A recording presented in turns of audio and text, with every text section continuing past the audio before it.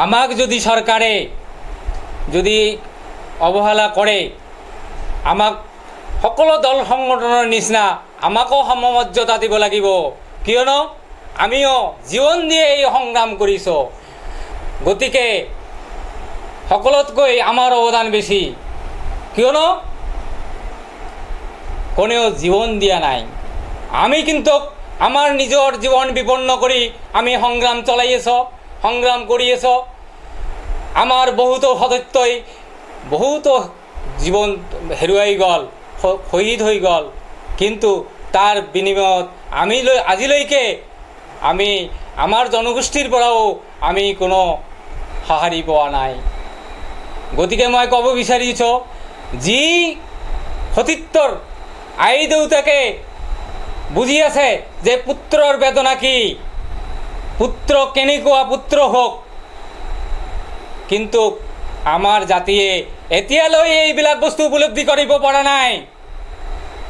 আমি যে জীবন্ত দিয়ে আন্দোলন কৰিছো সংগ্ৰাম কৰিছো আমি যে ঘৰ বাৰী এৰিছো জংগলত যাই থাকিছো মানুহৰ ঘৰে ঘৰে খাই ফুৰিছো কেনেকুৱা ইয়াৰ বেদনা যিয়ে ঘূৰিছে সি উপলব্ধি কৰিব পাৰিছে গতিকে মই সৰকাৰক বিনম্ৰভাৱে দাবী জানাইছো যে সৰকাৰে অতি শীঘ্ৰে আমাৰ যিবিলাক সতীত্ব এতিয়াও জেলত আছে এতিয়াও আমাৰ যিবিলাক সতীত্ব কেছত আটকি আছে লাগি আছে সেইবিলাক সতীত্বক আমাৰ মুকলি কৰি দিব লাগে আৰু সেই কেছবিলাক অতি সোনকালে মুকলি কৰি দিব লাগে চৰকাৰৰ দাবী মানে আমাৰ দাবী আছিল কমতাপুৰ পুনৰ ৰাজ্য গঠন জনজাতিকৰণ আৰু আমাৰ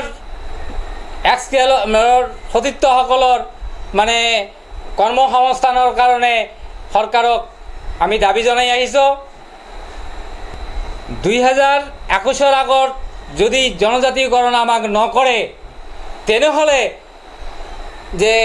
কি পৰিস্থিতি হ'ব এইটো কিন্তু মই ক'ব নোৱাৰো ইয়াৰ কাৰণে দায়ী সৰকাৰে হ'ব লাগিব